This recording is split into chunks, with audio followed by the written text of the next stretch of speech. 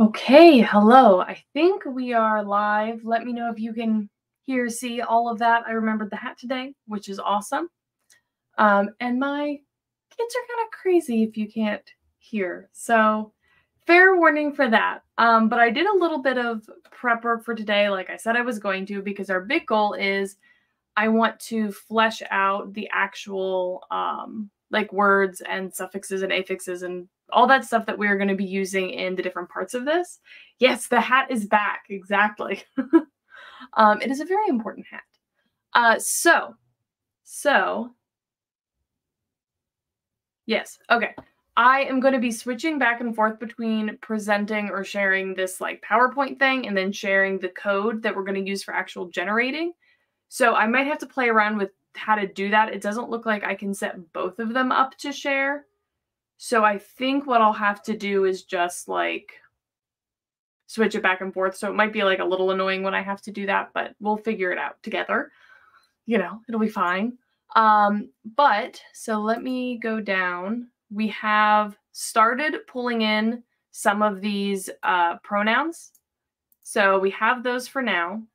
We have the plurality prefix markers. We already came up with those. And we don't have anything for the verb stem.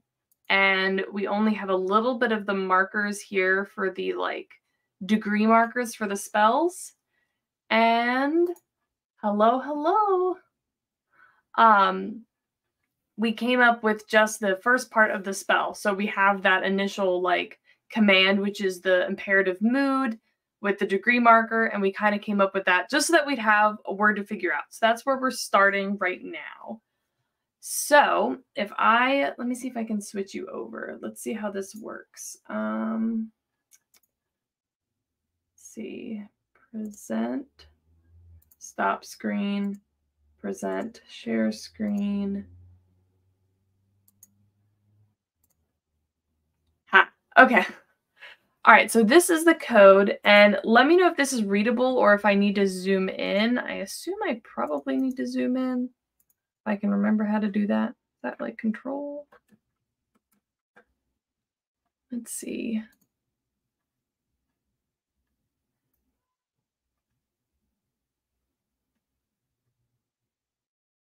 I don't remember how to zoom in.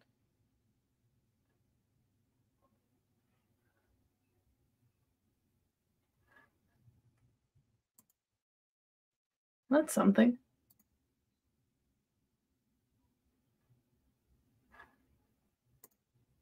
Okay, so maybe that is somewhat sufficient. So I went through and for our spell language, where is that? No, I can't see it. Just very helpful indeed.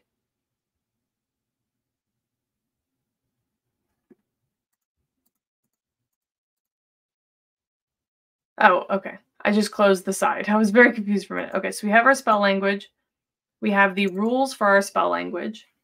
And I went through and put together what we had talked about at the very beginning of this, of which sounds I wanted to allow.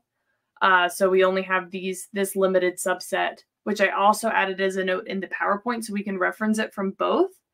And it's just a limited set, one less vowel. We had talked about, because we're doing the, wow, I can't even remember the word now that it's not up, the polysynthetic type of language.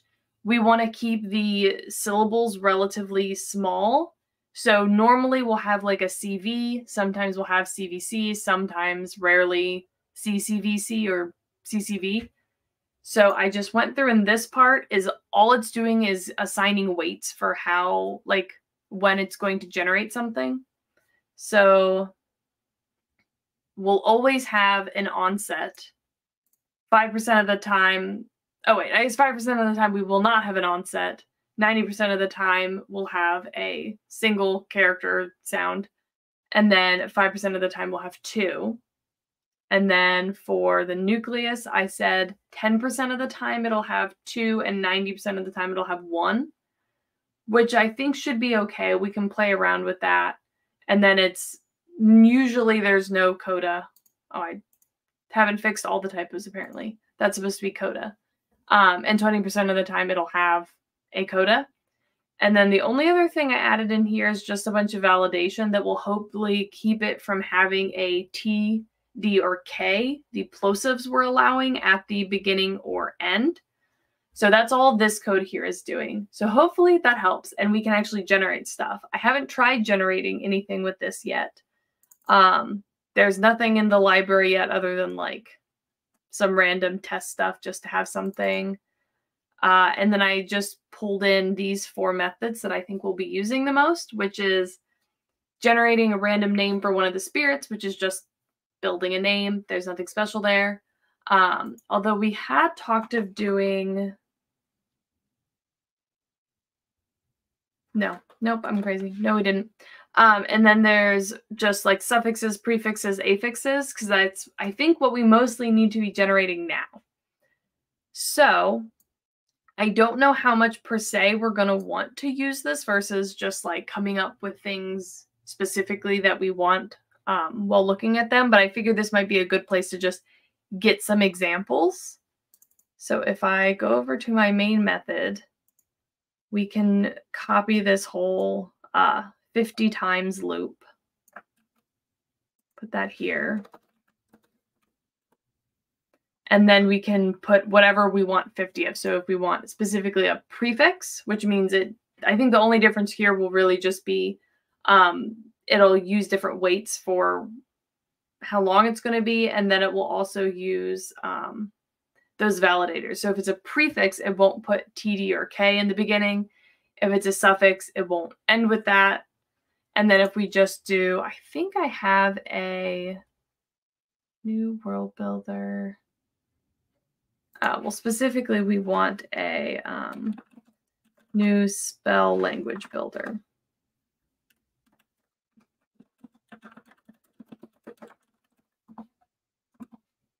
Is actually what I think we want. So this is going to be, yeah, there we go. Okay, generate random prefix. Generate random suffix. So that'll just have different validation. And then if it could go on either side and we want to use the Sunday principle to tweak it afterwards, we can do that. And then we also have generate random spirit name. Those are the methods we have now. We can always create more. So I think what might be good is to pick a starting point. So let me switch us over real quick to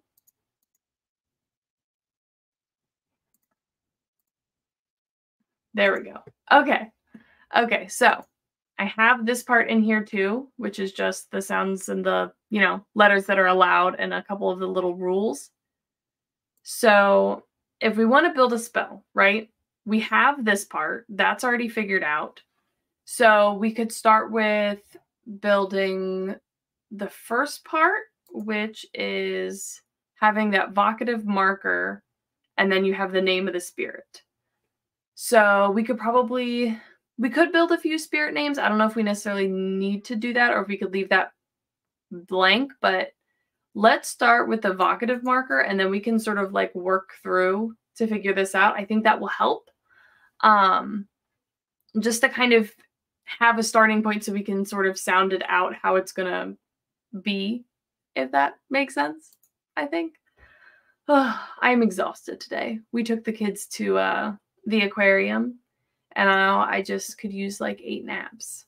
That would be super great.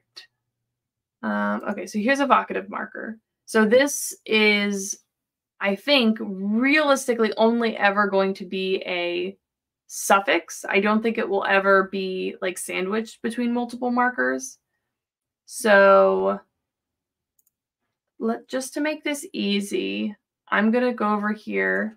You can't see it currently, but I'm just going to run the method to generate a bunch of those. Then I'll maybe copy them over. That might be the easiest way to do it. So I'm running it.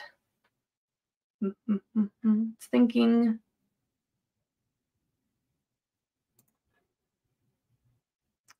Oh, I need to actually like print it out. That would be helpful. That would be very helpful. Let's see. Print. Run again. Okay, just gonna copy all that over into, we'll go down here and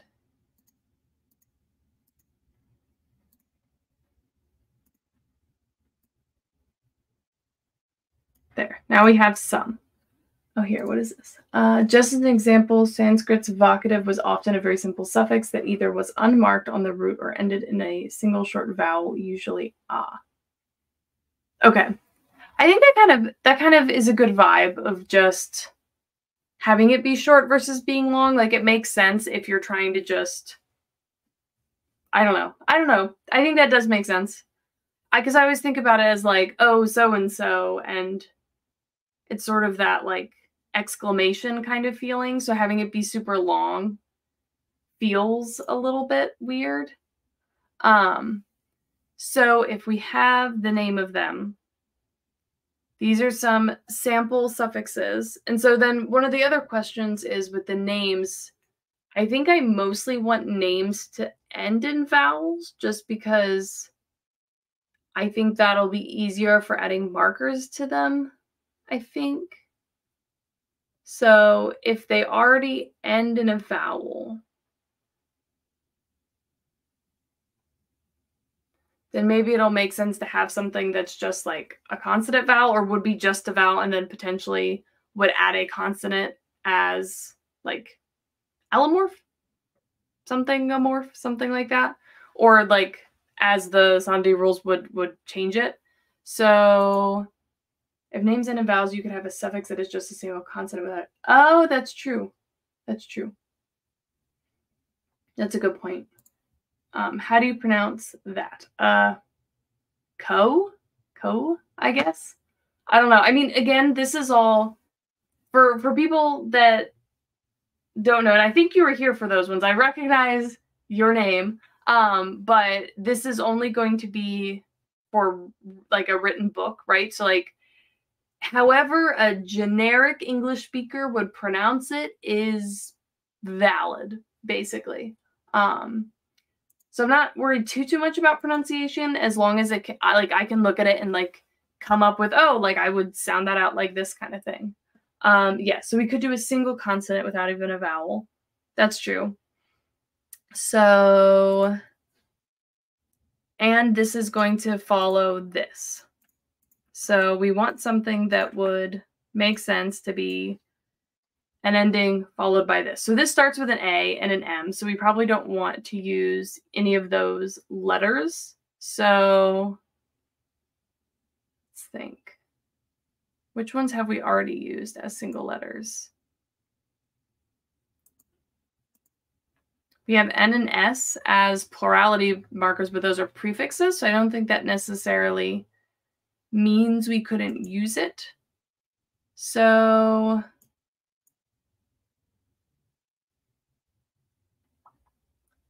we could do, let's go with, I remember, but I'm just curious. Yeah, I figured you would remember, but I realized there could be other people that haven't been watching all of them, like just popping in and curious what we're doing. So you could have a situation when someone says like Akko carried the water, but addresses Akko as Akko or something, which renders the vocative in this example as just a consonant H. Right. Which I think does make sense. We do not have an H by itself here, but what we could do, you know, SH could be interesting to do. I kind of like the sound of that.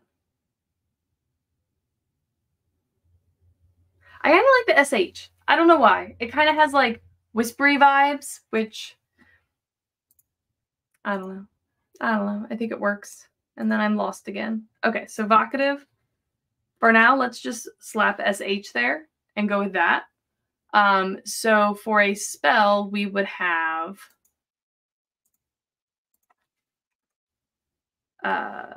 so like the spirit name, SH, and then that would be what that would look like for all of those options. I think that works. I think that works. So then we could select for the declension table, we could go through and do the other ones of these real quick just to have them.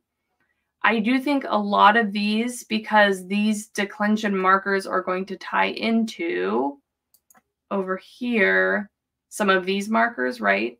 So like we have a dative marker, which this one we only have one right now, but like lative we have a few for that. And then that will have to correspond with the noun case here. So I think it makes sense if we do those together. So maybe actually we wait for the rest of those because the vocative one doesn't tie into anything. So that can be by itself. And then the other ones we'll have to figure out what kind of scheme we're doing for that to make them sort of similar-ish, I think.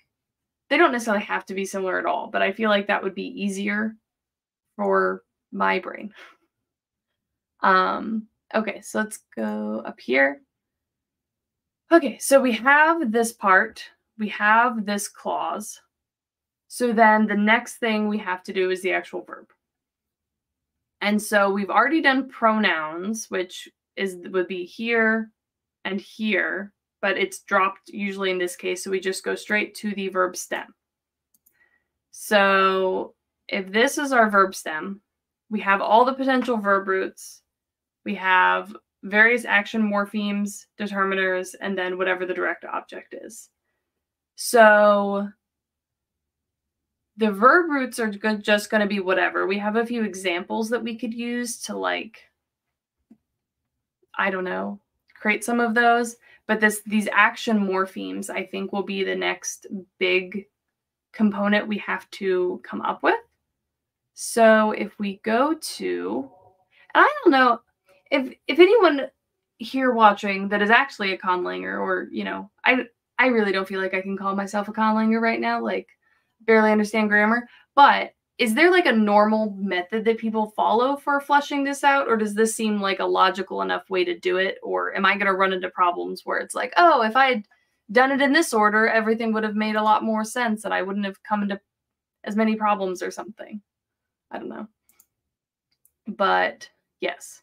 So if we continue this way, we would have our action morphemes. So the base would be for ones that are already a verb, and then we had some spell examples down here. So like, you know, bring clear skies, bring wet skies, warn me, lead me, stir, whatever. If we go with a simple example that won't add too much complicated bits, just so that we can get a simple basic spell initially, right?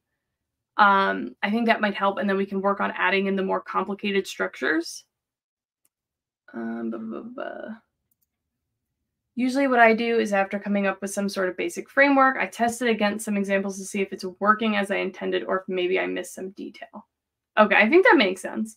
So I think that this is probably an okay way to go about it, is just building it up so that we can sort of see it all together and then just like keep building it out with examples kind of with each structure we come across, I guess. So a good example might be just like bring clear skies. Okay, in my very limited experience, there's a lot of back and forth iteration. Okay, I feel less like I'm doing something weird then. That is good to know. So yeah, let's do bring clear skies because that's really simple. Very, very basic, low valency. It's easy. It doesn't have any complicated stuff. So we just need to come up with the verb roots for clear skies, and then it would be to bring clear skies would probably be causative or creational. Bring clear skies. I think that would be, so you creating it or causing it?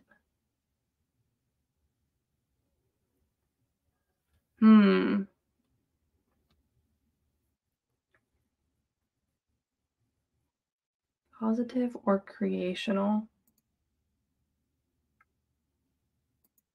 I'm gonna go with causative because I feel like that vibes with bringing them more. Like, it's not like they're just creating water out of wherever. They're like redirecting winds to bring the rain to you, right? Or I guess in clear skies to bring it away, like causing the clouds to move, I guess. So we will go with causative. So let's just do this real quick. I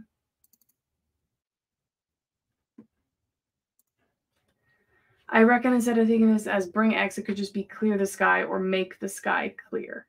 Yeah. Yeah, I think that's probably a better way to like what the actual like translation of it would be. So it would be clear skies. And then like make is sort of our translation, which is causative. I need to actually look up all of these little shorthands for everything. I have that handy list and then I can put it back in there, but see. I'm very aesthetic driven, so I tend to test all my morphemes on a root with different forms to see if I like the resulting words after Santi is applied. Yeah, I think that's a good way to go about it. You can even use the root for wetten, put the destructive morpheme on it, and then attach that to the sky. Oh, that's true. That could be fun.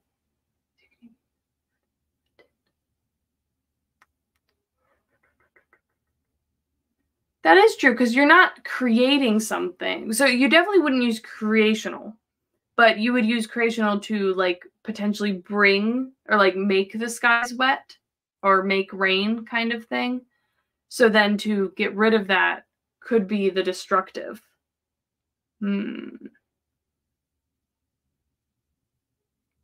Let's come back to that, and we may use that for the exact actual like use case of this, but let's go with something that's definitely causative just because it's a little bit simpler and we can build up these base ones and then build what the negations would be on top of that just for simplicity's sake.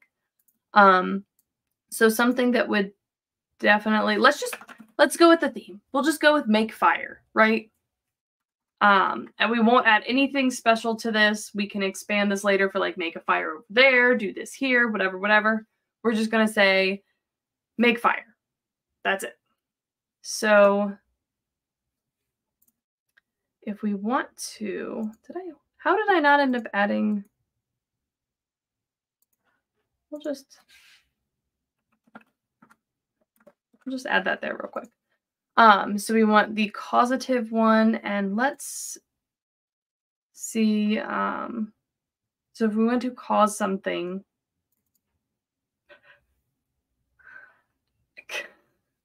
having it just be like wow is kind of funny. And the thing to keep in mind is because of where this is, well, no, actually, no, we don't want to use this list because these are specifically suffixes. And we probably want affixes because, let's go to the first slide. Because these are in here, right? Which are almost always going to have stuff after it. Wow, it was funny, but might be out of place for a reader. Yeah, I agree with that. So let me switch us over to, there's got to be a better way to do this. Okay, here. So instead of generate a random suffix, we are going to generate a random affix, which will be just a single syllable that is in the middle. So it's not an ending or beginning cluster, syllable, whatever. You know what I mean. So we're going to do that. And now here are some new examples, which we do probably want to lean more towards having ones that don't have an ending consonant, maybe. Do could be funny because it's like do the thing when you cause it, right? That could be funny. I actually kind of like the idea of that. Let's just copy some of these real quick. And then we'll bring this back over.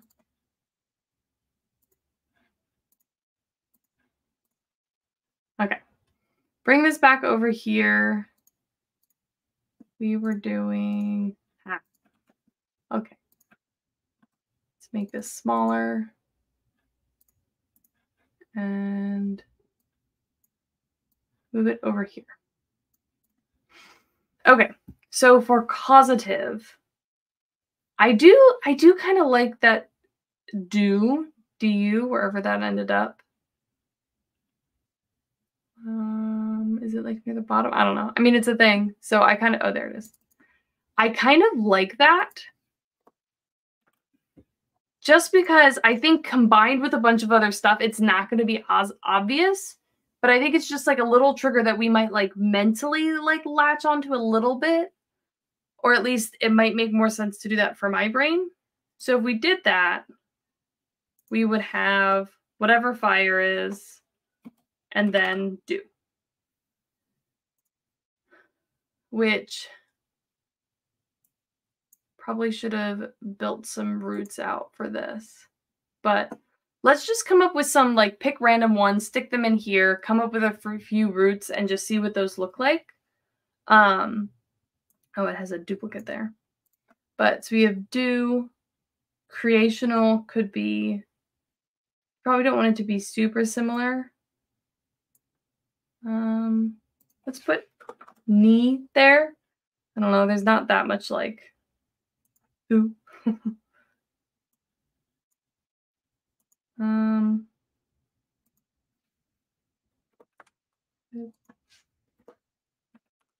Do that.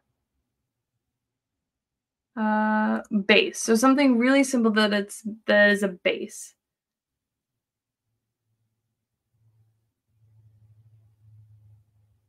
Maybe it's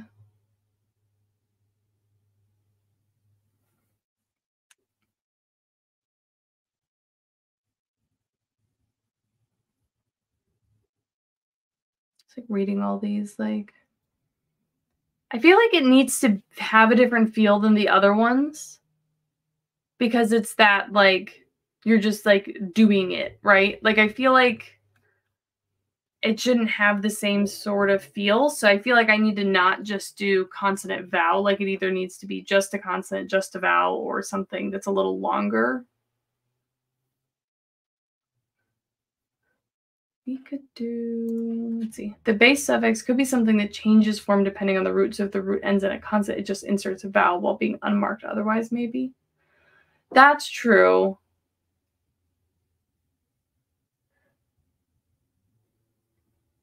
I feel like I want something there, but maybe we try and go with that, where if it ends in a consonant,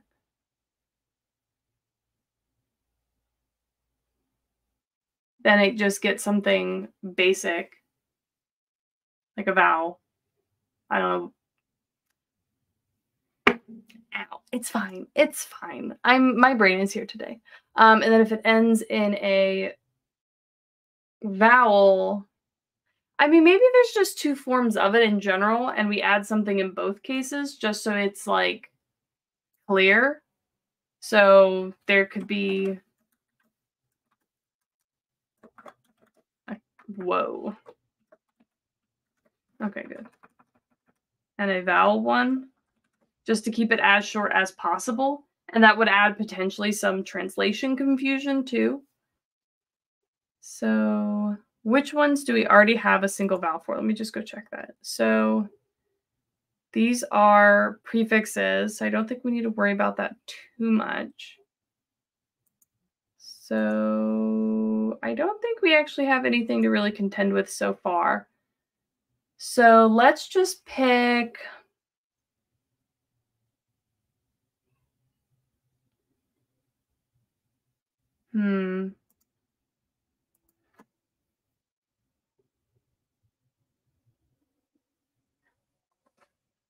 let's go. Just reminding myself what's allowed. I don't think we should do an approximate. Maybe V. V. I feel like If it's a vowel, we add just like a V. When in doubt. Yeah, I know. When in doubt, do a nasal. But in this case, I think a V. And if it ends in a consonant, we want to add a vowel.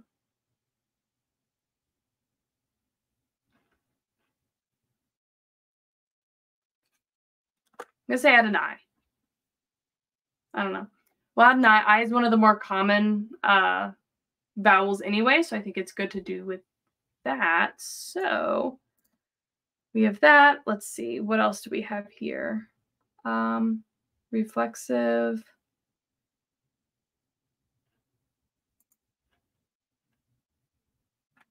To va. And then, so our negation. So to negate these, the question would be, I think we should add an extra vowel, maybe as a negation at the end. So then we have like two vowels, and then that feels very different.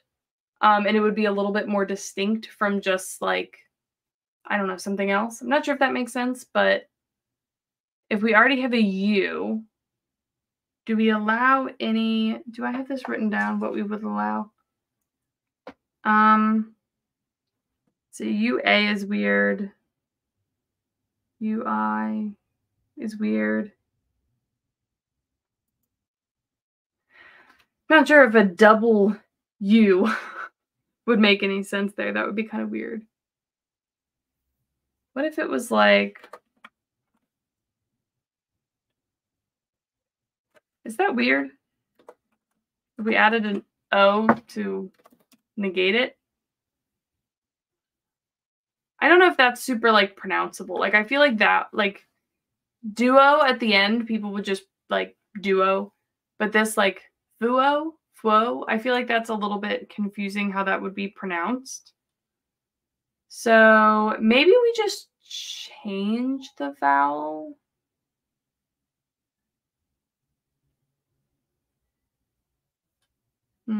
Maybe AU. Oh, that's a good idea. AU, and then we just add at the beginning. Wow. Now, I feel like that's a lot more pronounceable.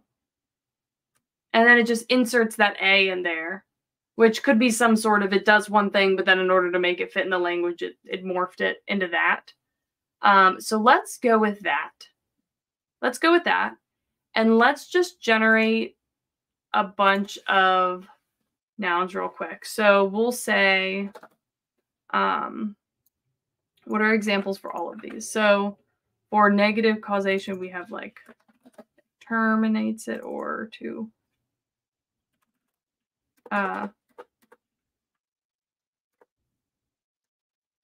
undo. What do we want to undo?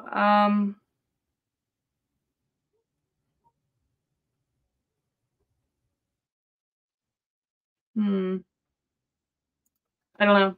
I don't know what we would terminate.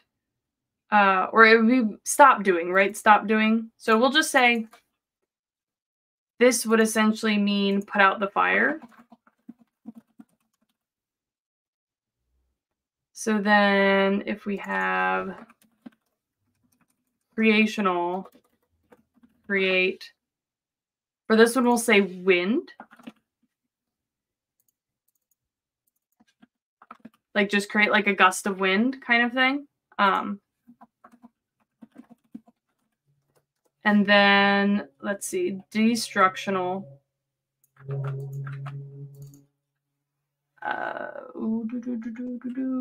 We'll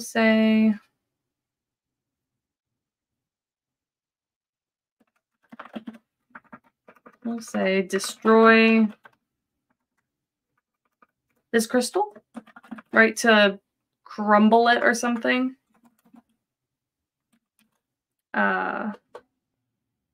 What's the word for that? Crush. Crush it, right?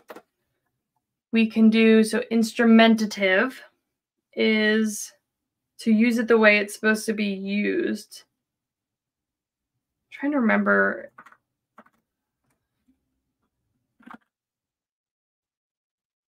what we were going to do for that. I feel like we had examples for some of those, and I can't remember what they were. I mean, a hammer is like a good example, but I'm trying to think of something that would like fit into like witchy potion making things. So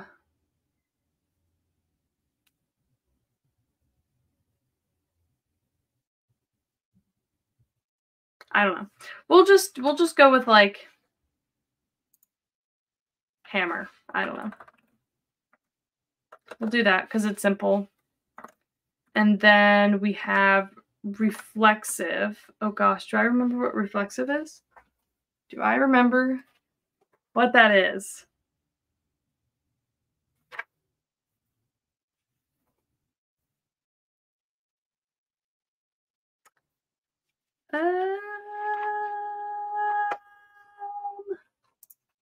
I think that showed up when we were talking about stoves.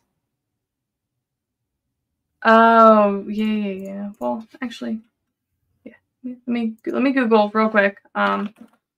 Reflexive noun case. A relation between reference the same person as previously missed. No, that's not what we want.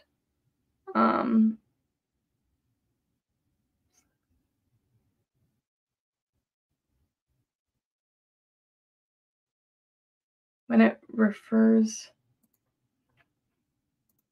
reflexive refers back to the root in some way. Okay, so an example of that.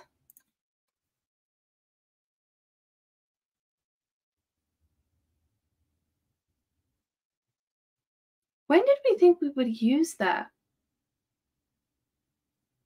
Because if it refers back to the subject,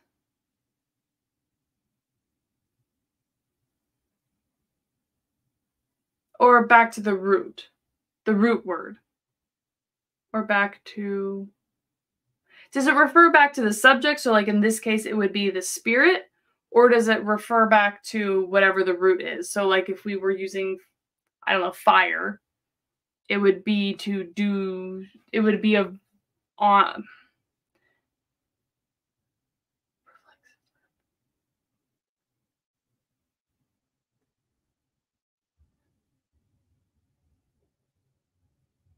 I'm not thinking of an example.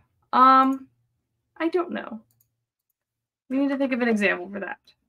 And then a base, I think, would just be like stir, right? Stir. And then we have the base, which is just to stir. And this is just hammer, right? So we want to come up with some of these words, which are just roots. Since this is driving verbs, this would refer specifically to the verb itself. The fire example would be like fire burning itself with itself, or something vaguely like that.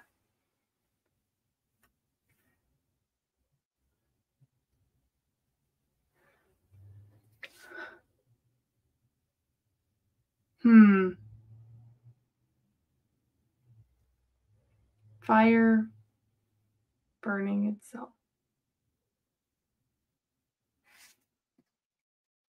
You could get like foot reflexive, which would then mean walk, as in the foot is undergoing some movement pertaining to itself. Okay, so would stir? No, because that's not, no, that wouldn't make sense. So it's basically just like object does what the object does, is that sort of, but like not in an instrumentative way. Are the bases nouns or verbs, or can they be either? So in this case, they're nouns. I think they're basically treated as nouns, and in order for them to become verbs, we would have to add this base. So even though stir, well, I guess stir is kind of already, I guess it can be either in this case then, realistically. So something that activates itself.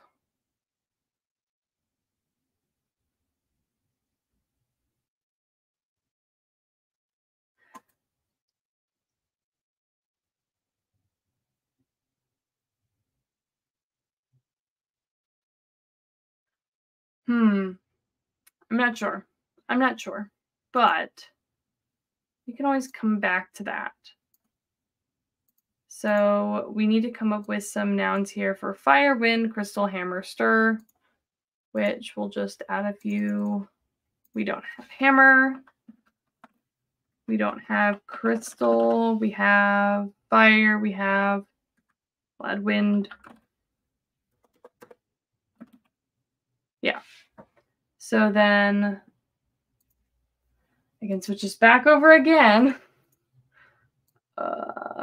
Just move that over there. It's angry. Good. All right. Let me switch.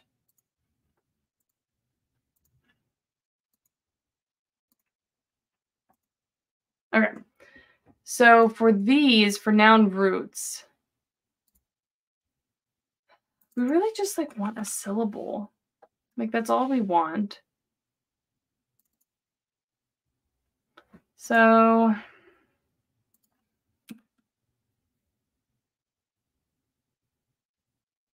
I guess we could just do this. It's building syllables. Random affix. Yeah, which is what we already did. That's what we already did. So I guess, let's see, what's this? So that first column starts with verbs, then changes to nouns. Those are supposed to just be like what the root words. Crystal plus destructive, I feel like would carry more of a meaning of decrystallize. Yeah, that's true. That's a good point. That is a good point. So let's go back over there. Really need to figure out a better way to do this, but okay. So then I agree with that. So what would you destroy or take apart or disassemble, maybe?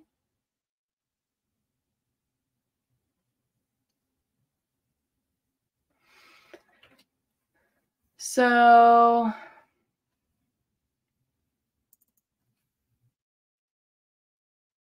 whatever, we'll just say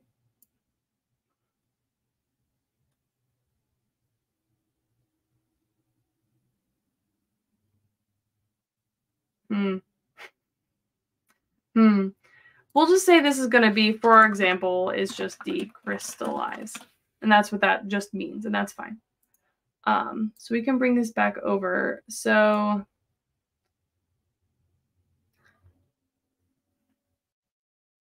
we can, to crush could be made by using the destructive on something that means to build. Okay. Okay, that makes sense. So maybe we'll say, well, I want to keep it simple, so we'll save that for later. Because that adds that has well, no, let's do that. Let's do that because that's just slightly more advanced, which is okay. So we'll say build, or I guess I'm going to use the word form because I feel like there's that different connection between something that is like created by nature versus something that is like built. Like I feel like, yeah, so we'll go form. So form, destroy, and then we'd have the indirect object, which would be the crystal. And then this would be to crush the crystal, or like to break it apart. Something like that. Crystal not do is decrystallize, and crystallize not create is crush it. Yeah, that sort of thing. Like, yeah, yes. I think that is about it. So if we want to have just words for things, right? It doesn't really matter. So let's just go with like a few different kinds of examples, like ones that end in vowels and ones that don't. So let's do like duo for something. Go duo. And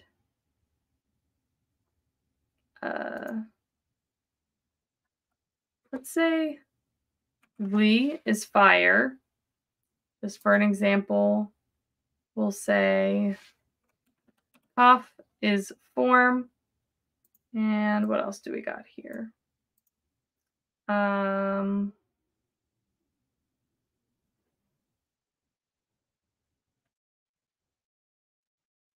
see, we'll go with new is this. And wow is crystal. And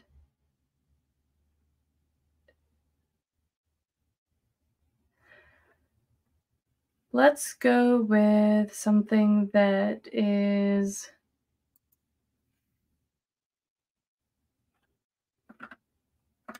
that.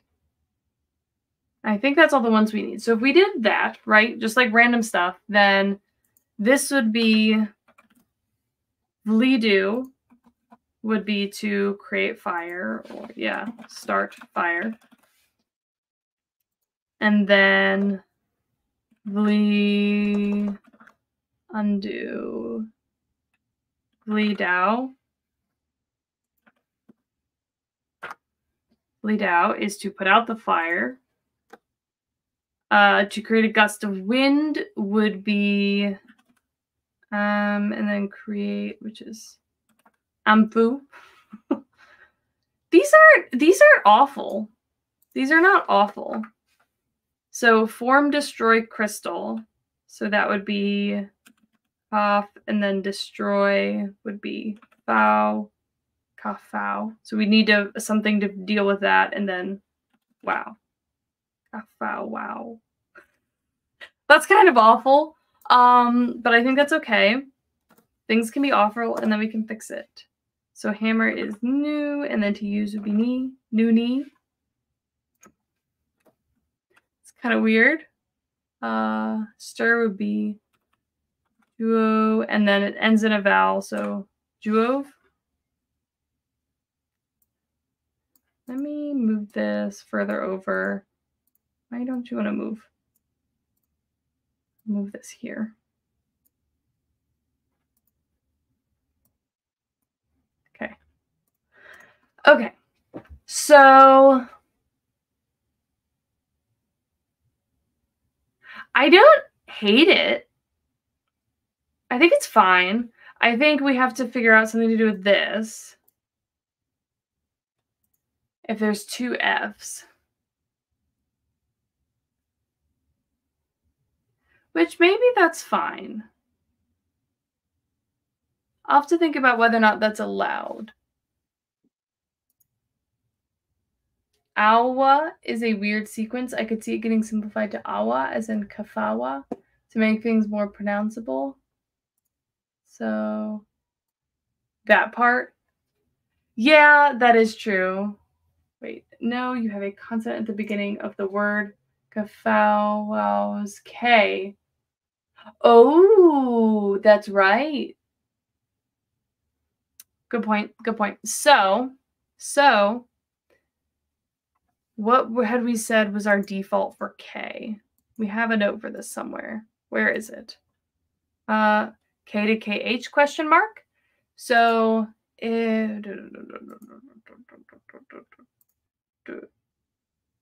nope. Ha. Okay. Okay. Plosive not consonant. Yeah. Yeah. I get you. I get you. So this would be. I don't feel like ka really makes it not a plosive. Like saying ka versus just ka. Like ka. I don't know. I feel like that is insufficient in this case. to fix that.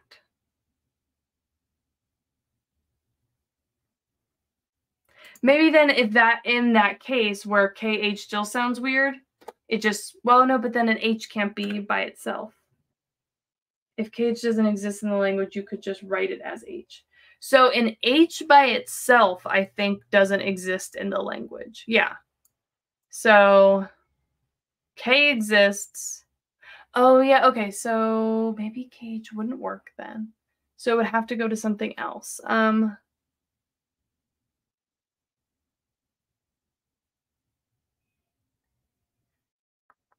What if it went to a Y? Because if you like just move it a little bit further forward and make it not a plosive and just make it a little softer, I feel like the sound I make is closest to a Y.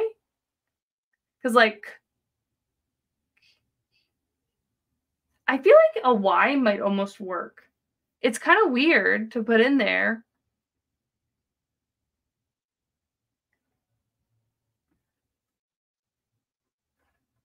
KY is really interesting. I reckon you could even go a step further and make it both Y or W depending on what vowel follows it.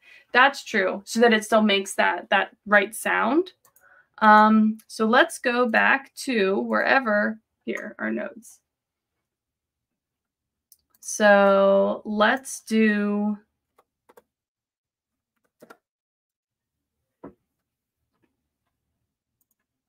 K, U, and K-O becomes woo and wo, while ki and ka become yi and ya.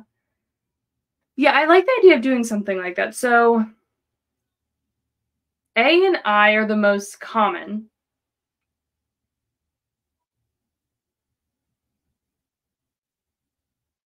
I like that. I like that a lot. I think that works. So if we have a K, U, it would become woo. And let's just say O/O/O. And if we have K, A, or I, it becomes YA/I. Which, there we go. I like that. I like that. So that would mean that we would have, oh my gosh. Ha. This would become YAF. So this would be Yafao wow. I agree that that does seem weird, having the UA or AUWOA. Like that whole chunk is kind of weird. I would have gone with you and yo and we and wa. Let's think. Hold on. So, ya.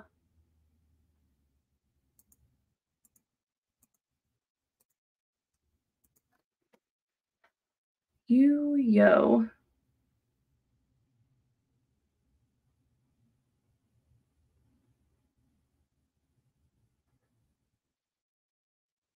We, wa.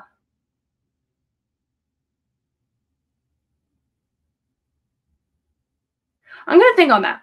I'm going to think on that. I think I need to see more examples before I decide. Because I like the Y being the more common one. Like,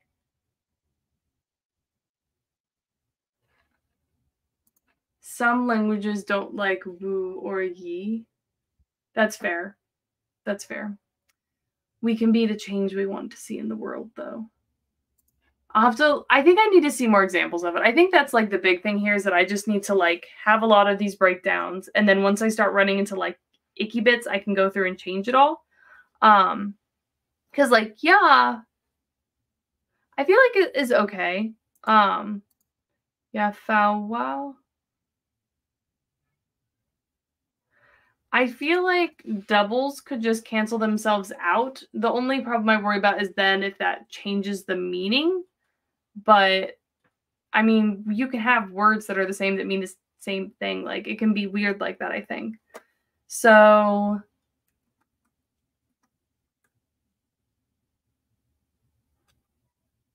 yafawa, yafawow, yafawa. But again, it matters less when reading on a page. Yeah. Yeah, that's true. Which I have to keep reminding myself, like, as long as I can look at it and it, like, makes sense, then I think it's okay. I think this is weird.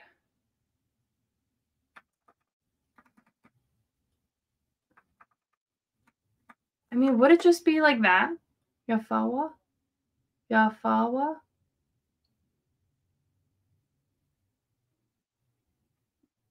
So, destroy Yafawa is maybe still okay. In a lot of languages, a double consonant reduces to a single and then elongates the previous vowel. Does that mean you would go from, like, this to, like, how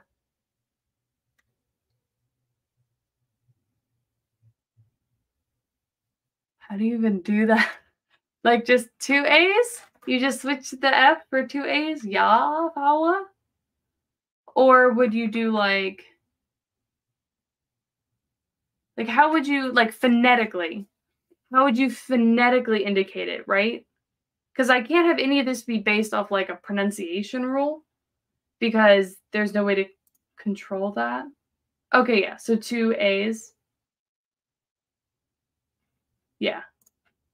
Yeah, so potentially 2 A's.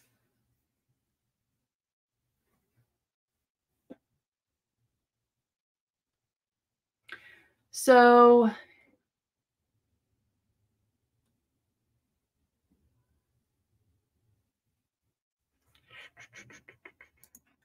it could be that the lengthening of it caused it to raise, so yafao becomes yofao through an intermediate yafao.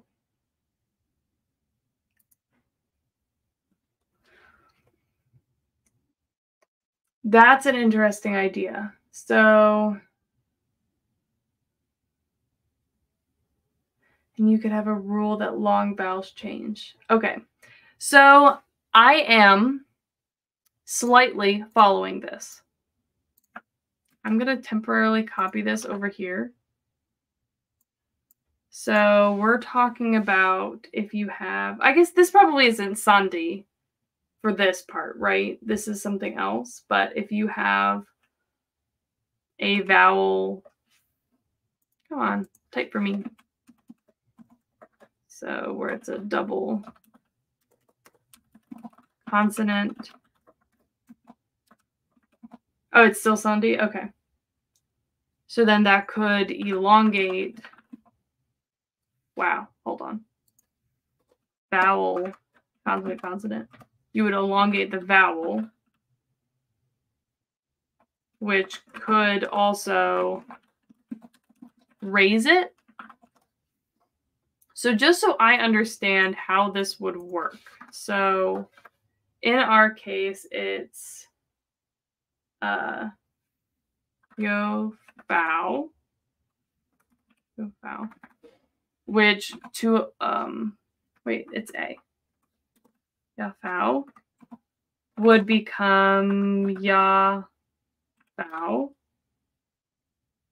So VC plus C, yeah, because it's not from the same, it's in combination. The length of vowel then undergoes a mutation or gets shortened depending on which vowel is getting lengthened. So yafao, which could be yofao. If this was and what's the other option? I don't have E, so U. Yeah, I did that one. So that's where the idea of long versus short pronunciation in English comes from. Short I, long I, I.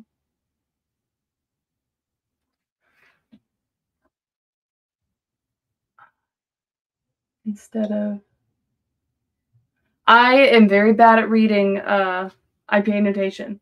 But let me see if I can figure this out. So to spell it out phonetically,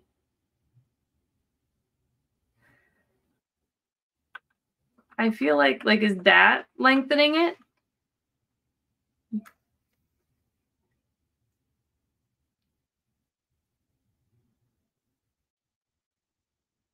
Because I feel like that goes to like U, not a elongated O. So if we elongate an O,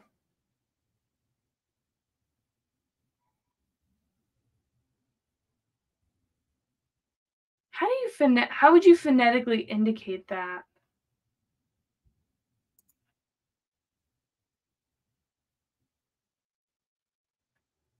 I as in bit, right? Instead of just saying a bit longer. Long O could have been merged with U or even diphthongized into ow. Both of these happened in English's history.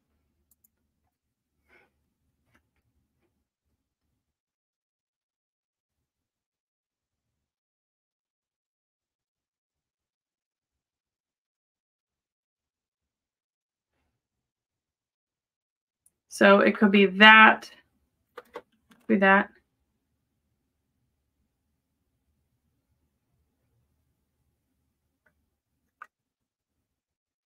So OU in this case would be like the OU in bow.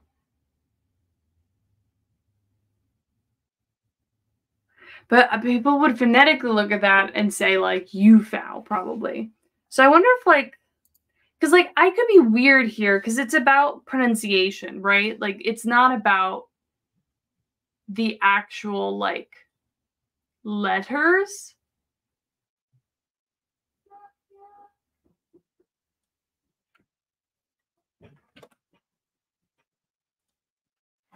Like, would that be a reasonable way if we're trying to phonetically indicate that sound?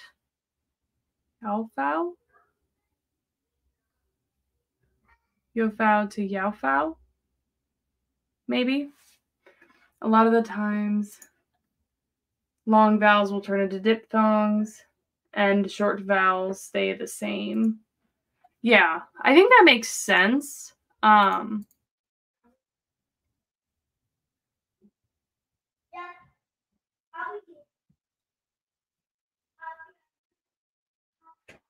So, okay. Maybe OA, which gets across a similar idea of breaking the long vowel while ensuring English speakers don't get thrown off. So that would be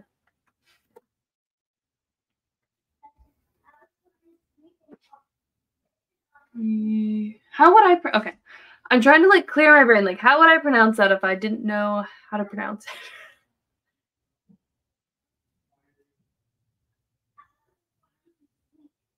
Yoafow? Yoafow?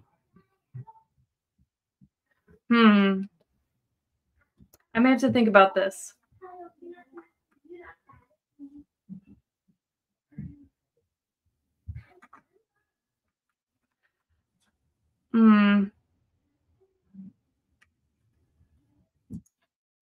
I mean, you have words like boat and moat. Yo. That's true. Yoafow.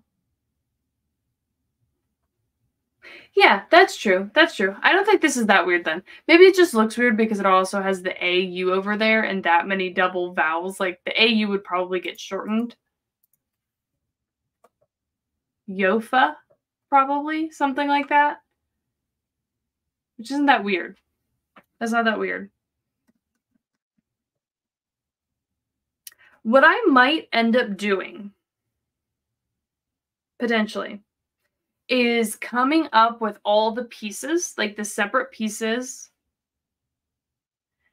and then have a method that just like puts it through Sandi and then have that code like look for everything and change everything. And then I could just put everything in directly as it would be without changing. And then it would apply all the change rules and then spit it back out, that might be a good way for me to do this, just because I know that this is something that I will struggle with when creating words, is remembering to apply all these changes. Knowing I can have like the plosives at the beginning or end and that changes is one thing. But I think I'll probably want a full system for this, just so that it can look for everything that's weird. But that does mean then that I need to like really be very strict with it and know exactly everything that I think should change,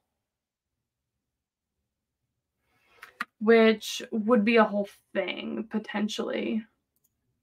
That is a very good way of going about it. That basically recreates the sound shifts in the language through the code instead of trying to predict everything with each allomorph. Yeah. Yeah, I think that would be the only way for me to not completely mess it up too. So then what does that mean for process right now? I think it might be worth still doing this manually a little bit at first, just to figure out what I want all those rules to be.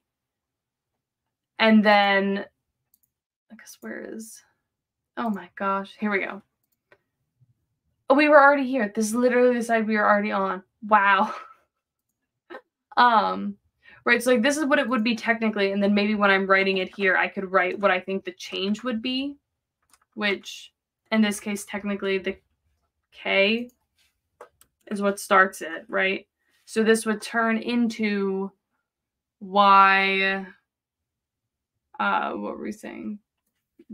See, this would actually be, starts as single, and then like write it in parentheses next to it with Santi applied, so that I can still think about it like that. But if I change the rules, I can still have that original thing to work off of. I think might make sense.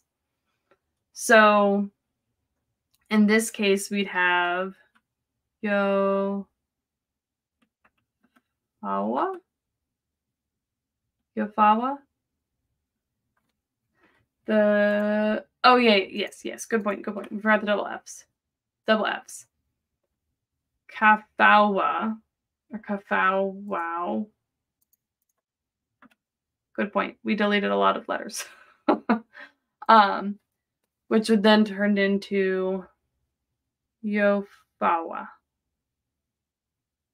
Or I could even potentially keep like some of it, but at this point it doesn't have to be exact, right? Because I'll figure that out later. But I think that makes sense. So what we've done here is we've also done like AU consonant, AU, right? O, which I feel like it would be either, but just becomes A consonant A, but also AU consonant AU, I think would also do the same thing, potentially. To make that make a little bit more sense, potentially. So let's do that. And then Noonie, I think is fine.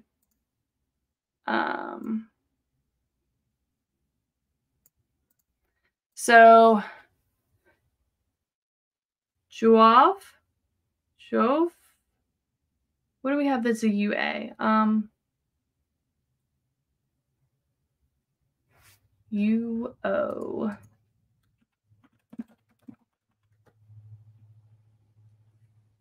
Buoy. Gluon.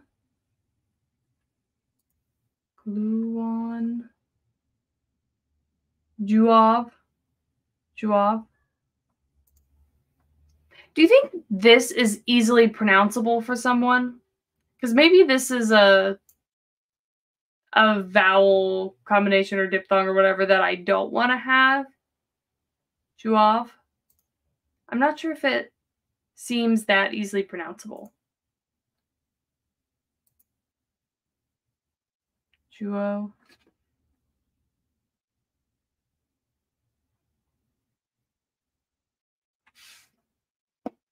I think this is going to throw a lot of people off. Yeah. I kind of think so too. So maybe, let's say no.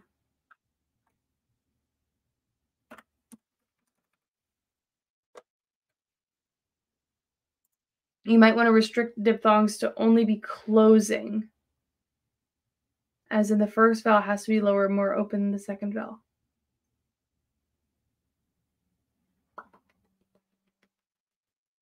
Okay. So let's figure that out. Let's switch over to the code. Okay, so we want to say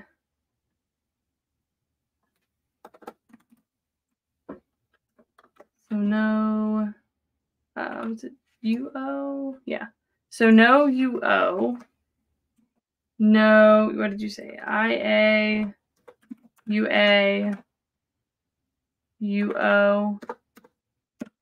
Okay, so closing lower or more open. Okay, hold on. IPA vowel chart. Wow, that's super helpful because I can't read it at all. Oh, I think A is at the bottom as the most open. So A. The I looks like it's closed in the front of the mouth and U is closed at the back of the mouth. And then O is maybe in the middle. Maybe. I think. That might be vaguely accurate. So then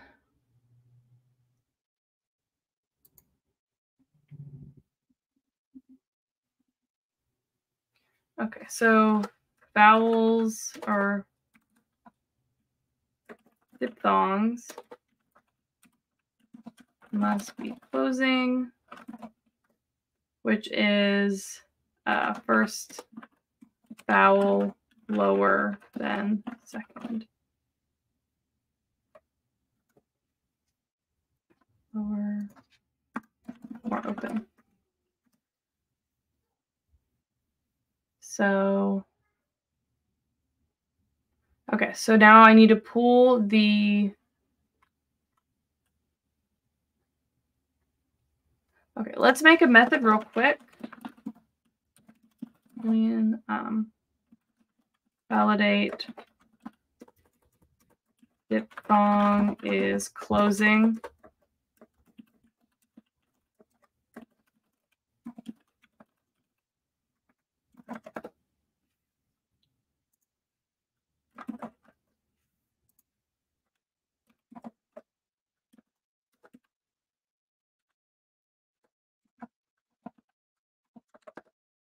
So, okay, so if it's two things, right?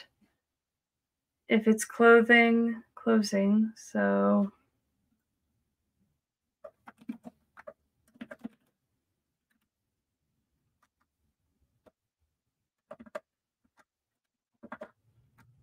if the list of bad ones contains the diphthong,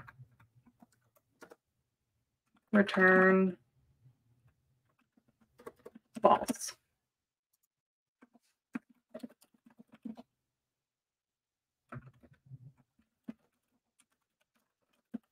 So the ones we don't want to have would be UO, IA, UA, UO,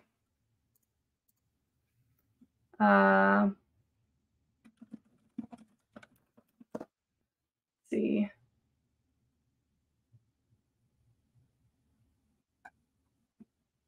So we would allow AI.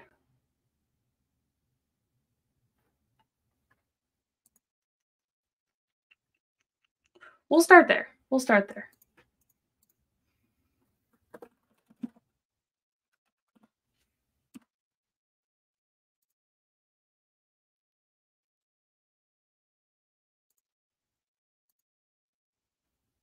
Okay.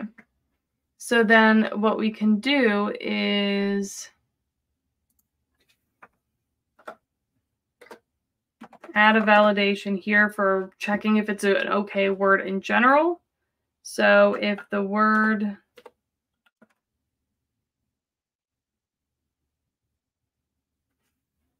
here's what we're going to do. Make it a constant.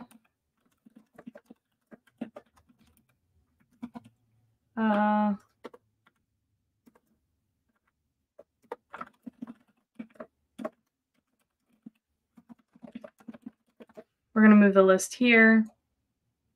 I just don't want to have to set it in multiple places in case I change it. And then in some places it allows it, in some places it doesn't. So we'll just do that, and do word.contains.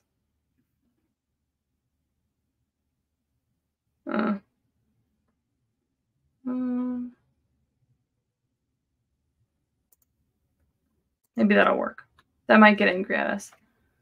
Okay, so this allows AI, AU, OI, and OU. IU and UI aren't excluded by this rule, but that's really up in the air. Okay, because I guess they're in like the same spot, sort of. So allows AI, AU, OI, OU, and then maybe IU and UI. Those could be disallowed for other reasons. Allow.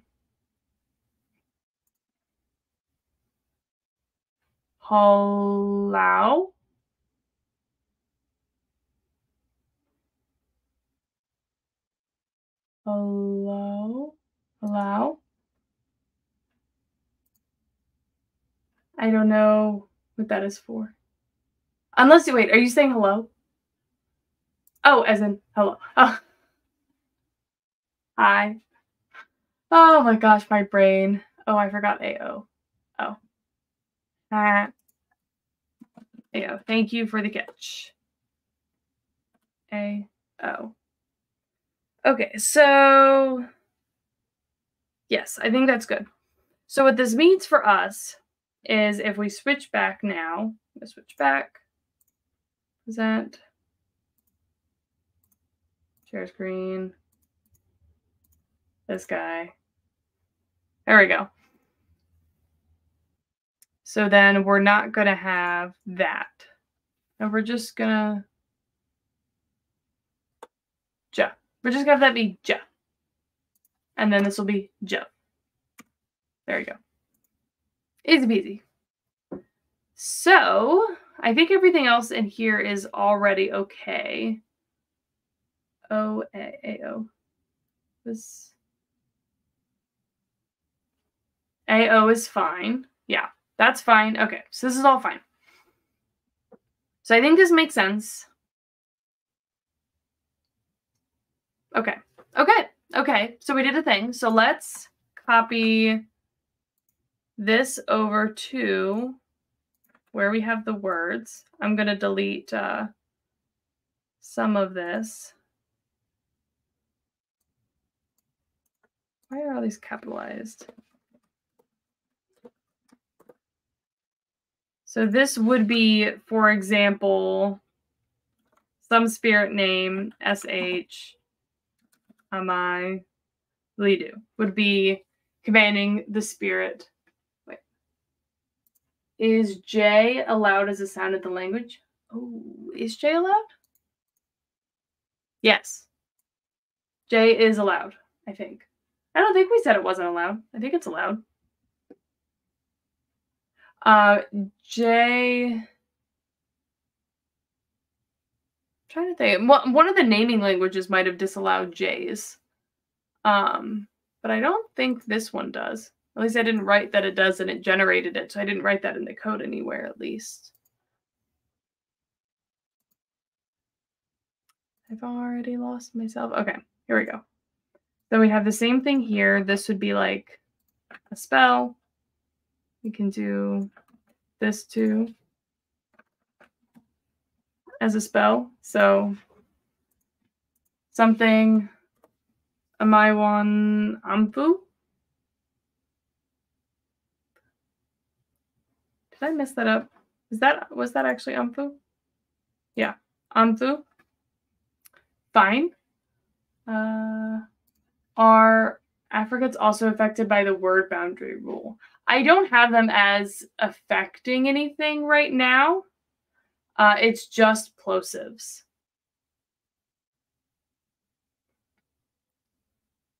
I don't think I mind Jov. It has a very, like, it's a much softer sound than like Cov, like Jov versus Cov. So I think I'm fine with it. The main thing about why I wanted to remove the plosives at the beginning and the end is that I feel like it's a lot sharper, like of how like the words, because like you're stopping between the words more versus the words being able to flow together more. Whereas if it's in the middle, like I feel like it's less of a full stop because you're not also stopping for the words. I don't know. It sounds different to me. Okay. Yeah. So yeah. So some things amaiwan amfu. I think that's fine. I think this is a little weird, but I think it's fine. Amai nuni, amai jov. I think it's fine. Something feels a little bit off with it. No, I think it's fine. I think it's fine. I think the fact that we have so many short little syllables is like triggering my brain as like, oh, this is weird. But it is weird because it doesn't sound like English, right? It sounds like this, right? It has that short, choppy syllables. Yeah, I think that's fine. I think that's fine. I don't think it's actually weird. I think I'm just crazy. So, amaicha nuni. Yeah. I think this works. I think this works. Okay. So let's go with that. So we have, if we go back up to the spells, so we're in the verb stem right now. So we have some verb root examples. We have our action morphemes. So then we have one example with the direct object, which is with the crystal. So then the next thing is the determiners, which go on the direct object. And we have some of these already. We have our possessive. We have, let's see, possessive, spatial, attributive.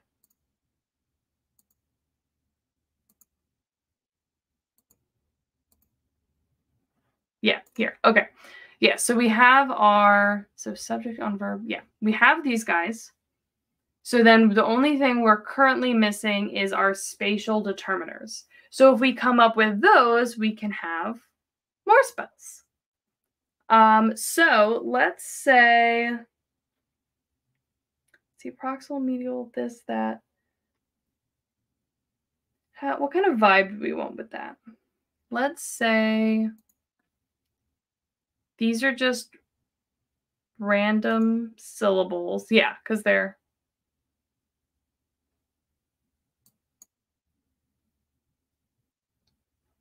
did I move that? Where are they? Here. Okay, here's where we are. So these are just random affixes. This is this. So what would make sense? So if we wanted to have a spell that had one of those, so this, that, whatever. So if we wanted a spell that is essentially bring me, oh no, that's more complicated. Hold on. That's more complicated because we're pulling in.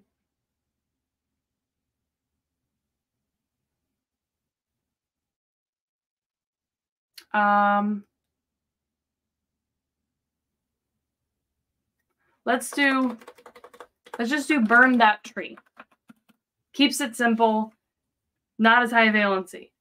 So if we want to say burn that tree, we want to say fire. This is the one we have up above, right? Like fire, make, cause.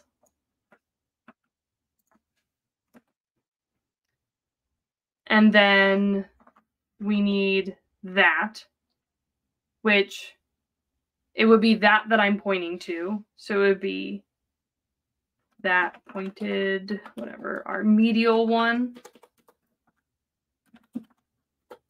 And then tree.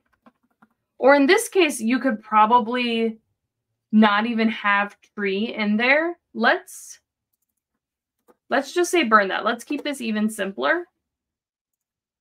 Because I think as a spell for usability, right? Like if we're imagining these in spell books and they can really only translate them and experiment them one at a time with little bits, having like finding all the nouns for all the different things they'd want to burn would be kind of meh. Like that would be less useful than if they're like, burn that, you know? I feel like that would be a more useful spell. It's shorter. You can use it a lot more. You don't need to know more. Tree burn. Okay, so fire cause plus tree plus medial as in tree burn there if the object is being incorporated. So right now, the determiners go before the indirect object. So the determiners go on the direct object, so they're actually before the direct object in this case. So if we're doing the medial spatial indicator, it would be that first. Yeah. Burn tree. Burn there. Yeah, so it's basically saying start a fire there, I guess, would be what it's realistically doing. Which I guess burn would be start fire there, I guess. Would be what that is specifically. So if we wanted to say to burn, I guess that would be probably a different route, probably. We assume spirits perceive the reality in the same way as humans do. To an extent, like they can see what's going on and they can influence the world. There are definitely some ways where it would be different, but the pointing to is definitely something that like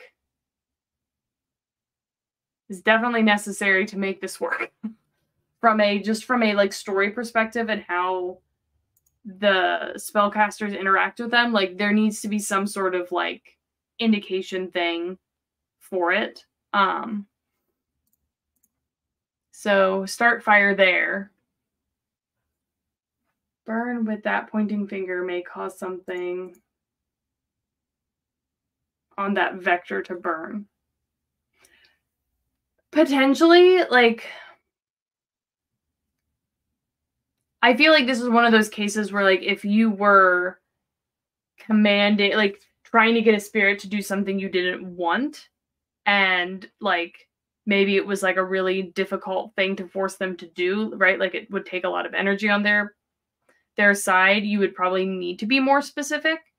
This is one of those cases where there's that level of, like, respect, maybe, where if like in this specific case, this probably would be a harder thing to get a spirit to do because they're like more nature focused, right? So they'd be like, why are you trying to burn my tree down? I'm not going to just burn that tree. So you may have to be more specific. But for the case of having a simple example, because we already have fire, I'm going to go with that just as the example here. But you probably would want to be more specific, like specifically burn that tree. But yeah, I think that makes sense. It's a good point. So this would be do you. And then we would need that's pointed to. So I think we need to pick something that we haven't already used. Which I wonder if we're going to like run out of these quickly. I mean, I guess there's probably a lot of combinations, but let's do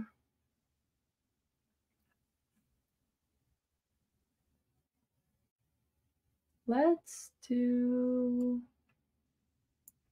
I kind of, this might just be because of Indo-European influence, but I always associate diacritics with T and D. Fair. I feel like I feel like it fits fairly well. And in this case, this could be, a determiner could be on an unincorporated object. So it is something that could be a like a prefix, right? Like it could be at the beginning of the word or it can be in the middle. Validuti is something really sticking out to me. Z or C can work too. I do kind of like TI because we don't have a lot of that sound here. It's very different.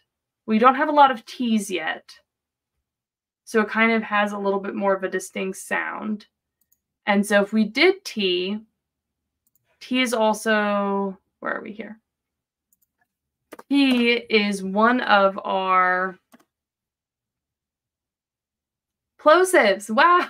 T is the plosive. So it would change. And I don't remember if we had, T becomes S. So if for some reason it was at the beginning, it would end up being SI, which doesn't contradict with anything else we have yet. I wonder if this is a case in like the polysynthetic languages where, because you're just mushing it all together so much, if it could be different things, like based off where you divide like the pieces. Especially if, with something like this where they tend to have like shorter syllables. Like I wonder if that's a common thing with those kinds of languages.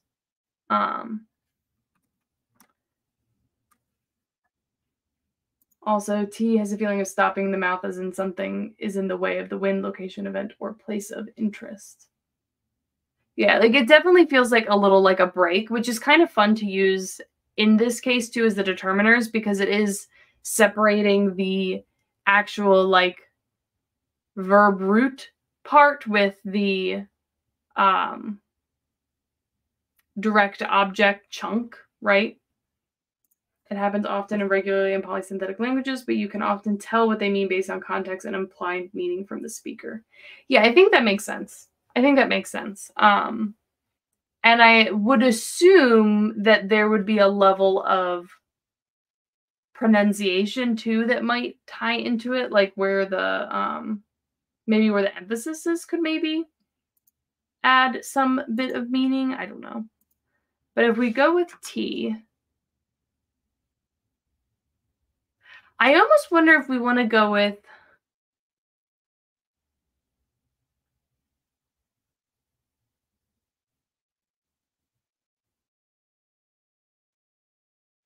it could be interesting to have the medial be T, right? Or C, depending on where it is. Or T, which might actually turn into that.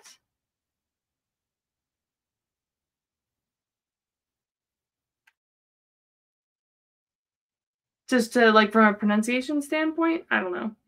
But if we had, I'm trying to think if like, if instead of changing like the vowel, because at first I was like, maybe we change the vowel for these three, but I kind of do that already in a lot of places.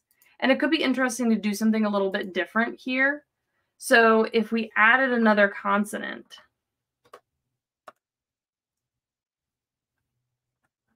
in the middle, and all of these would change, but then like, what else do we have? T-I, T,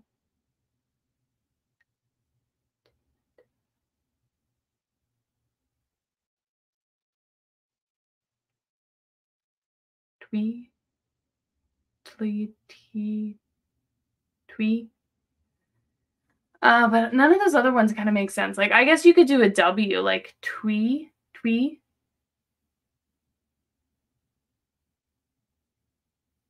I think that's kind of the only real option.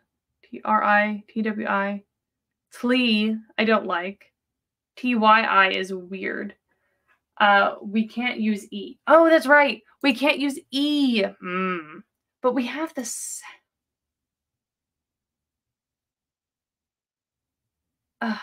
Okay. We'll just do that. And maybe people pronounce it differently. And they don't understand why it's connected, but it just is. And then they pronounced it differently many years later, and then it's just a thing. I don't know. You could fricatize it into C, and then the TS doesn't change at the beginning of words. Oh.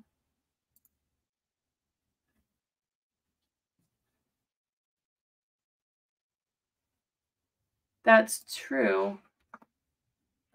And then, are you saying for all of them, like have something that's based off that, or just like for one of them, like this one could be that, and then it would still be that, I guess. Tree could change to D, and then if you have a plosive rule changing D to R, you would get D/re, T/C, and C. Yeah, that's true. So if we had tree,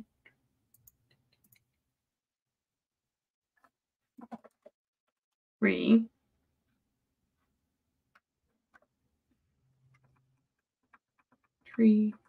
D.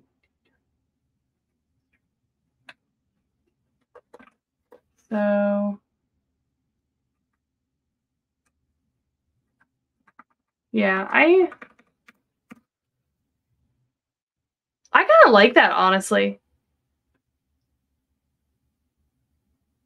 Okay, and then hold on, let me make sure. The only thing that could plurality prefix marker. If we were adding a plurality prefix marker and saying like that far away many trees as forest, right? Then it would be, you'd have the S and then SI, which could get confusing having that there. But I feel like that's something that like that kind of stuff is going to happen no matter what I do, right? So like I probably just need a way like where maybe it adds a vowel to it or something. Like if it is adding on to another S, like I would just add a vowel maybe. Like, I don't know.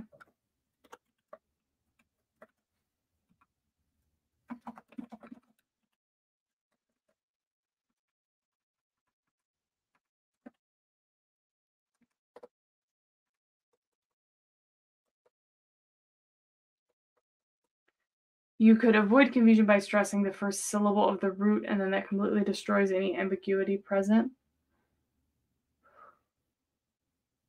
Yeah, I mean, that's the problem, is that's a pronunciation thing. But like we can assume that maybe that would happen because again, like it's not like I'm literally going to be making puzzles for the reader here. So if there's a little bit of ambiguity there, then I don't know. Maybe it just causes problems if I want it to, or it can be, I can assume there's a pronunciation difference or something. But that would put us, we keep getting lost in where we are. Okay, we're here. We're here. Okay. No, we're not here. We are here. Okay. So medial, that being referred to, would be TI in this case. So it would be Lidu T, which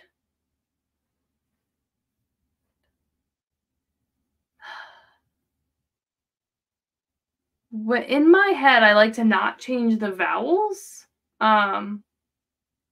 True, leave it an exercise for the speakers to figure out why they set the entire forest on fire. Yeah, if they pronounce it a little bit differently.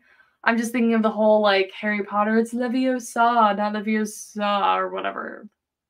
Leviosa versus Leviosa or whatever. Where they put the emphasis. That's just what I'm picturing, and then the whole like just fire.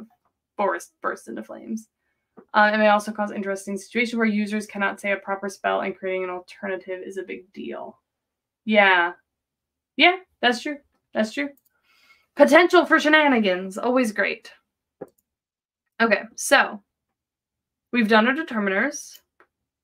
We could maybe add another example. I keep imagining the magic user as a coder hunting down a missing semicolon or something. Yeah, I mean, honestly, that's kind of the vibe. The main character isn't the linguist. The linguist is one of the side characters. Or not side characters, but one of the, like, the main groups, right? Because it's a found family heist kind of witchy thing. So we won't get too much of their direct, actually, like, what they're trying to figure out. We'll just mostly be hearing them, like, venting about it, and then, like, certain things work and don't, and, like, I'll have to figure out how I'm going to work that in, but the spirit's weeping at hearing the word pronunciation of the learners trying to command them in extremely broken and short phrases. Yes. Yes. Yes. Exactly. Okay. So, one more spell I want to make.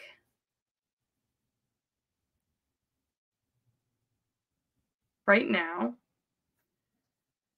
Let me see where this would fit in. So, one of the biggest things that occurs, and this will be the most frequently used spell in my book, is basically the spell for pulling the magical side of something into the normal realm. Where am I? Here we go. Okay. This is where we were, isn't it? We were already on the right slide. Okay. Okay. So, I want a spell that essentially means to either... How would that actually be worded? But it's basically like there's a magical dimension and a non-magical dimension, and plants and stuff have a side of them, a magical soul, whatever you want to call it, whatever that exists in this other dimension that has magical properties in that realm, but not in the human realm. But there's a spell that you can say that will have the spirits push that magical side of the object into the human realm so that all of a sudden that plant or whatever becomes magical. So, roots in the other world, yeah. Yeah, something like that. So, trying to think of how that would be worded. Okay, so...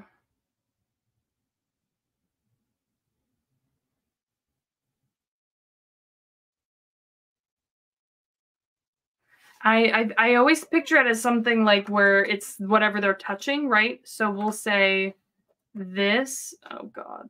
There we go. This as in the proximal one. Is that what it is? Is that the determiner? So this, proximal. And then basically the magic or whatever word they use for that. There would probably be a root referring to any sort of passage or crossing of the boundary, an untranslatable term that is then used to form verb roots for the spells whose origins are now lost. Yes, I like that. I like that. So, yes, I think that makes sense. Something like that, because there needs to be a word for whatever that would be. So we'll say...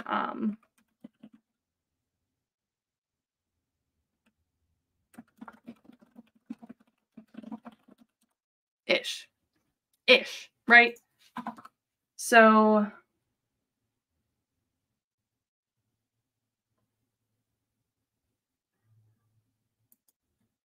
yeah. So it's a concept that wouldn't really exist in human language, but seems to be about as ubiquitous in the spirit's language as we could consider breathing or walking. Yeah. Yeah, I think so, because it's basically like... I mean, yes. There isn't that much natural barriers to winds. Any border words may derive from mountains or something like that. That's true. That would make a lot of sense. I like the idea of this being like... I almost wonder if this would like derive from the word share. just because it's like, I don't know, that feels like emotionally what that is supposed to be. Like, obviously it wouldn't always be used like that because it's more, I don't know, but like if used at the base level of the least commanding spell level, right? So like just the asking someone like you are welcome to do this would be more like a would you like to share this with me kind of. Like I feel like emotionally that's the vibe, even if that's not linguistically exactly what's happening. Is it more like a seeping or like a puncture? I picture as it is something that's supposed to be this like good thing, like a favor, like I mean sharing is kind of, it like holds that like meaning of that generosity, right? Where it is a gift. So I feel like obviously the way it's used most of the time is not like that, which is almost like a corruption of what that gesture is supposed to be.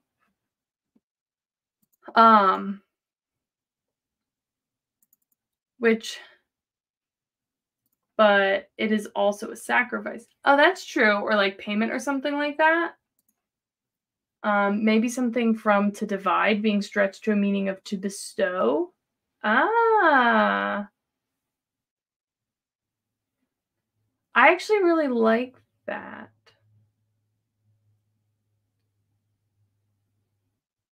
I actually really like that. I think that makes a lot of sense with the magic system.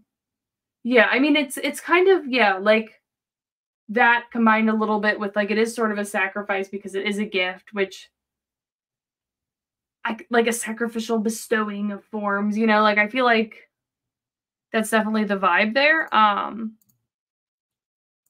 So if we bring something like maybe combine to divide with to sacrifice brings us something that's like to bestow, but where it would have this meaning of like bestowing across the magical boundary, something like that. So now that and we can say bestow, and that is a word that, okay, hold on. Which one do I want? No, wait, we're on the page. We are on the page already. We're on the page already. I think this would be the base for this one. Yeah, I think this would be the base. Oh. Oh. Yeah, actually.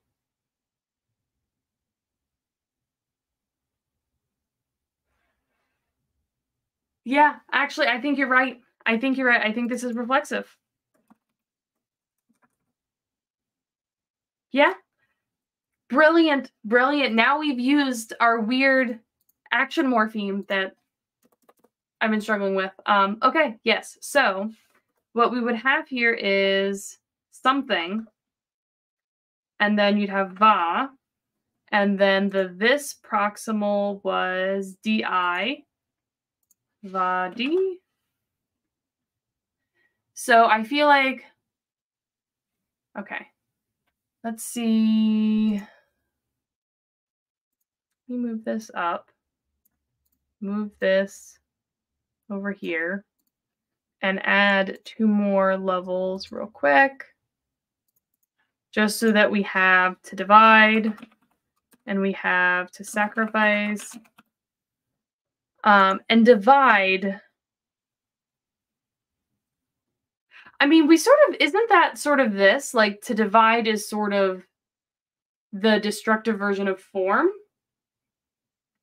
sort of, which is, no, I'm not going to do that though, because I don't want it to be that. It's going to be a separate word. It's going to be a separate word. Yeah. So What do I want it to start with? Because this is going to be so... Divide is like to tear from yourself. Yeah. Yeah, because it's... Yeah, which is different. Which is different. Like...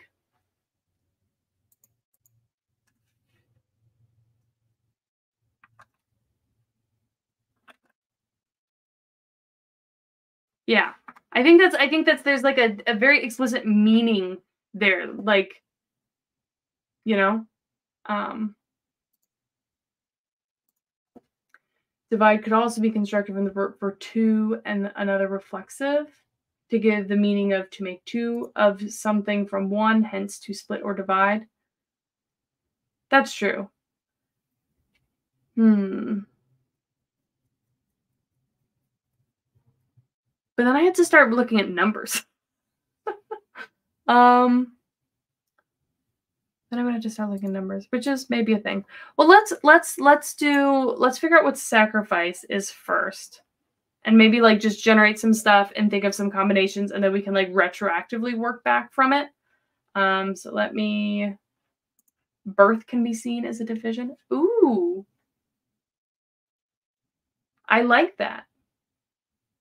And that has the same sort of connotation here, I feel like.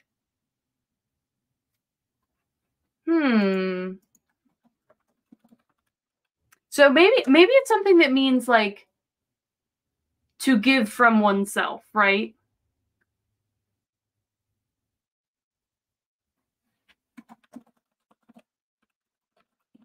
Like that's sort of what it means, maybe. I like the idea of that. Okay, let's switch over. Stop screen, present, share screen. This. Okay. So let's go back over to our word builder, and I want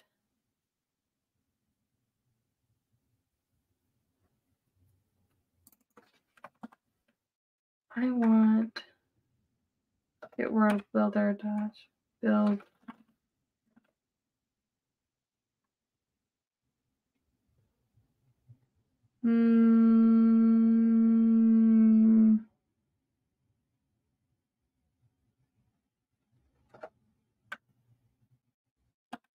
Let's start there.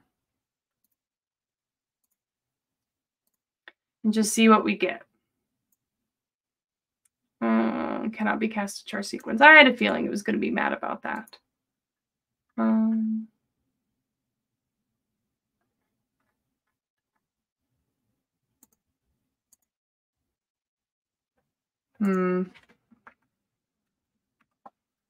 I'll deal with this later.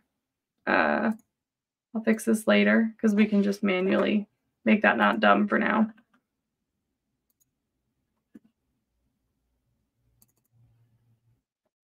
Okay, so let's see. Wakmu, Wara, Nakra. I kind of like that. Nakra. Let me move that over here as an option. So I kind of like that one.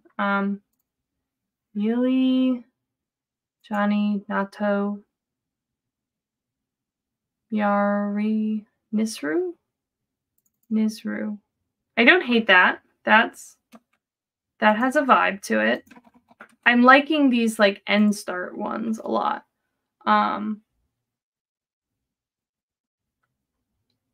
Nakra goes so hard. Right? Like it just feels... Or Najra. Yeah. Nashra. Yeah. I feel like that has the vibe, right? Let's just... You know what? No. We're vibing. Let's start there. Let's just go for it. We're doing that. That's the thing. Oh no. Wait. Where'd it go? Oh, there it is. Okay. It didn't show up as an option for me real quick.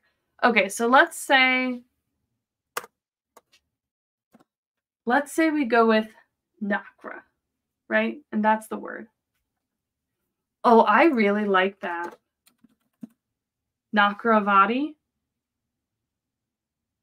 I like it. I think that's good. I like that a lot, actually. I like it. I'm into it. Okay, I am into it. Cool. Sweet. Okay. So if we want to split these back up with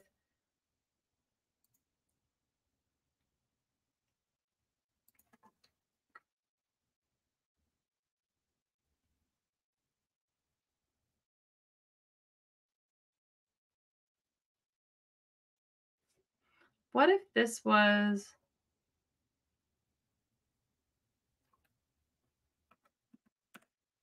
no, that's a proper magic spell. Exactly. Nakravati feels like something from an Indic language like Sanskrit. It has this vibe to it. I don't know how to describe it. Absolutely love it. Yes, I like it too. It feels like it doesn't feel random. You know what I mean? Like you're just piecing random crap together.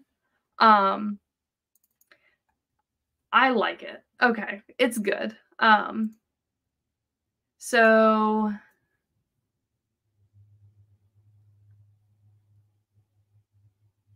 if we want to pull these apart, I'm not going to worry about doing that right now because I want to take this over to our spell page. Nakravati.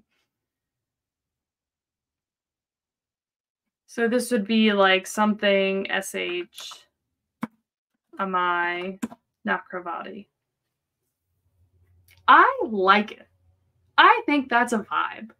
We need real quick. We're going to go back over there and we're going to pick a Nakra is Sanskrit for crocodile. Oh, is it? I mean, I'm here for it. I'm here for it.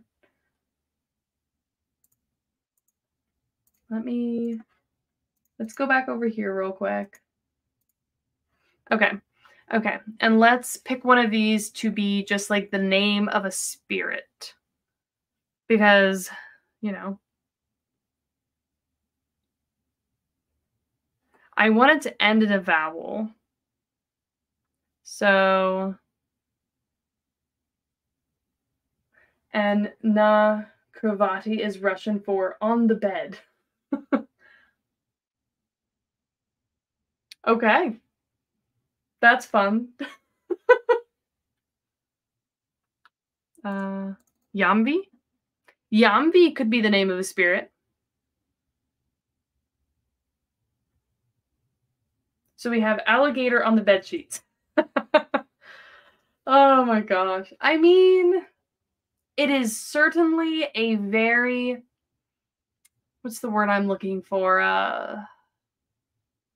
I can't think of the word I'm looking for, but that calls to mind a very intense image. We'll go with that. Could switch those words around. Imba. Imba. Ooh. Imba.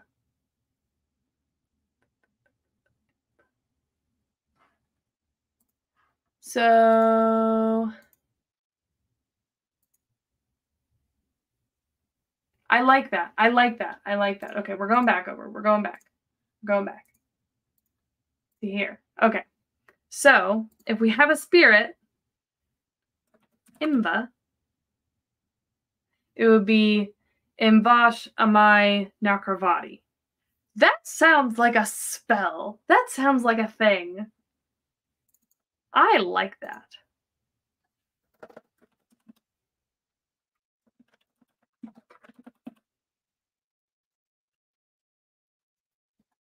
Do this. I like that. I like that a lot. I think that's a thing. I think that's actually going to be the good time for me to about end this stream. We got pretty far. We got far enough that basically we can start forming all of these basic spells. And then I'll just have to decide if next time I want to start working on the Santi stuff or if I want to keep moving forward with this and then coming up with more cases. This is the most productive stream instead. Yes, yes. Or indeed. Wow, I can read and talk. I said it correctly in my brain, if that helps for anything. You can whisper it with intent and it will sound more like a spell. That's true, it would. I'm almost afraid to do it. You know, who knows what will happen? So, yeah, so I'm going to think on that. And next time we will either start working on the Sandy stuff, or actually, no, I feel like that's the type of thing that I should do off camera because it's just going to be me doing a bunch of code shenanigans. So I will either work on that a little bit before next time, or we'll just continue working out the system and then I'll do it afterwards. One of those two. The road to success was set on previous not so productive streams. Yes, precisely. I'm doing a lot. Like this is way more grammatical stuff than like I understood beforehand. So I've learned a lot. There's that. And we have some spells now that actually do some stuff. We can just see the fruits of your job now. Yes, exactly. I'll try to get to that stuff a little bit, even if we just have like the basic level and I can always expand it after every stream and add more rules and stuff to the like Sandy method or whatever. But yes, thank you all a lot for joining me on this adventure today. I'm really sad. I was joking with people that I need to get like a wand for this and be like, I don't know, welcome to Maddie's stream or something in like Disney Channel vibes. But yes, thank you very, very, very, very, very much. I'm excited. I'm very excited. And we'll work on this more another time. And I hope everyone has a great rest of their weekend. And I will see you all around. So